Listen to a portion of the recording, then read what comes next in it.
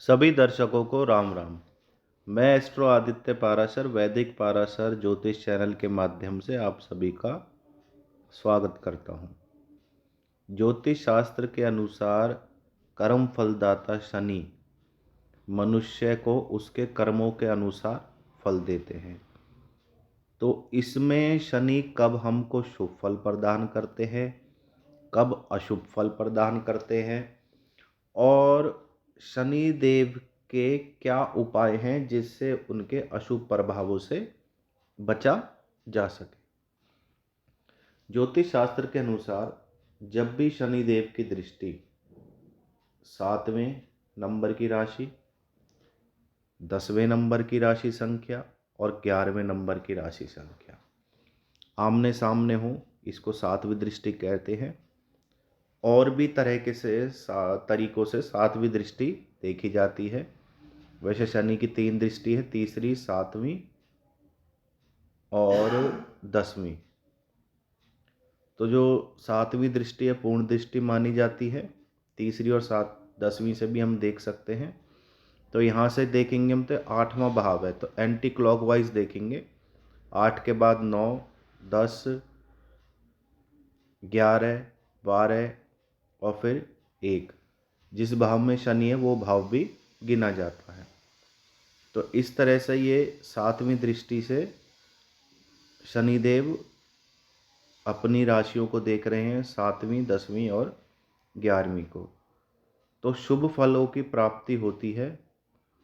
इनमें 10वें और 11वें नंबर की राशि तो मकर और कुंभ है और तुला इनकी उच्च राशि है। या तो शनि इन राशियों में विराजमान हो किसी भी एक में, 7वें, 10वीं और 11वीं में, या इन राशियों पर दृष्टि डाल रहे हों, तो बहुत ही सकारात्मक प्रभाव देखने को मिलते हैं। चारों तरफ से व्यक्ति को कामयाबी मिलती है, धन बल बढ़ता है, अच्छा स्वास्थ्य रहता है, निरोगी काया रहती है और कैसी भी आर्थिक स्थिति हो वह शुभ और अच्छी स्थिति में बदल जाती है। और शनि का जो बुरा प्रभाव होता है वह बिल्कुल ख़त्म हो जाता है। शनि का किसी भी प्रकार का बुरा प्रभाव नहीं रहता। तो इस प्रकार अगर शनिदेव 7वें, 10वें नंबर की या 11वें नंबर की किसी भी एक राशि में खुद विराजमान हो या उस पर सामने की 7वीं पूर्ण दृष्टि डाल रहे हों, तो व्यक्ति को शुभ परिणाम देखने को मिलते हैं। तो इस प्रकार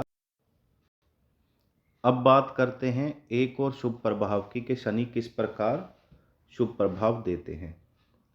अगर गुरु की दृष्टि शनिदेव पर हो तो शनिदेव का पूरा प्रभाव कम हो जाता है। तो ऐसा करने से अगर वह किसी भी भाव पर दृष्टि डालते हैं तो उसका बुरा प्रभाव नहीं पड़ता। तो इस प्रकार आपको बता रहा हूँ शनि कब कब शुभ फल प्रदान करते हैं, कब अशुभ, और वीडियो के अंत में इनके उपायों के बारे में भी चर्चा करेंगे।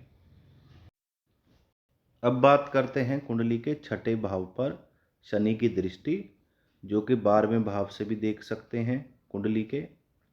इसके अलावा आपके 4थे भाव से भी तीसरी दृष्टि और 10वीं दृष्टि अगर आप देखेंगे तो कुंडली के 8वें भाव से। 8 के बाद आपके 9, 10, 11, 12, 1, 2, 3, 4, 5, 6। इस प्रकार जो शनिदेव हैं अगर 12वें भाव से देखते हैं, 4थे भाव से या फिर 8वें भाव से, किसी भी तरह से 6ठे भाव को देख रहे हैं, तो व्यक्ति को रोगों से मुक्ति मिलती है, शत्रुओं का नाश होता है और उस भाव से जुड़े परिणाम पर ऐसा असर डालते हैं कि इनकी क्रूर दृष्टि रोग और शत्रुओं का नाश कर देती है। ये हैं शनि के शुभ प्रभाव। अब 7वें, 10वें या 11वें नंबर की किसी भी राशि में शनिदेव विराजमान हो तो अपनी जो दृष्टि होती है विशेषकर 7वीं, तो काफ़ी हद तक शुभ मानी जाती है। व्यक्ति को सफलता दिलाते हैं, जीवन में आगे बढ़ता है। परंतु हमें यह भी देखकर चलना है कि जो वो दृष्टि डाल रहे हैं उस भाव में कोई शनि का शत्रु ग्रह तो मौजूद नहीं है, विशेषकर सूर्य, चंद्र और मंगल। तो जो मैं परिणाम बोल रहा हूँ वह देखने को नहीं मिलेंगे। या तो खाली हो, या फिर शुक्र, शनि, बुध, राहु, केतु में से कोई ग्रह विराजमान हो, तो ही शनि अच्छे और शुभ प्रभाव देखने को मिलते हैं। तो इस प्रकार शनि इन शुभ प्रभावों के दाता बन जाते हैं, जिस जिस प्रकार से मैंने इनका वर्णन करा है।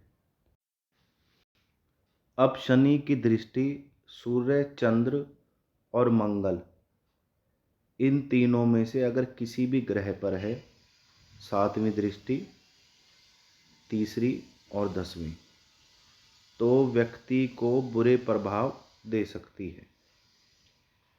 शनि अचानक परेशानियां पैदा कर सकते हैं। शनि अकारक या मारक हैं। तो इस प्रकार हमें सूर्य, चंद्र, मंगल, इन ग्रहों का विशेष ध्यान रखना है। गुरु के साथ शनि तटस्थ कह सकते हैं। अगर अच्छे परिणाम नहीं तो बुरे परिणाम भी देखने को नहीं मिलते। तो इन दृष्टियों का विशेषकर आपको ध्यान रखना है। जब भी इस प्रकार की दृष्टि देखने को मिले तो सावधान रहने की जरूरत है। सूर्य की राशि, विशेषकर 1 नंबर की राशि में जहाँ राशि संख्या 1 लिखी हो और वहाँ शनिदेव हो, तो व्यक्ति को अच्छे परिणाम देखने को नहीं मिलेंगे और व्यक्ति के जीवन में कुछ ना कुछ गलत होता ही रहेगा। समस्याओं से व्यक्ति का जीवन भर जाता है। और जैसे सूर्य, चंद्र, मंगल जिन राशियों के स्वामी ग्रह हैं या जिन राशियों के स्वामी ग्रह हैं, तो उनमें भी शनि अगर विराजमान हो तो अच्छे परिणाम देखने को नहीं मिलते।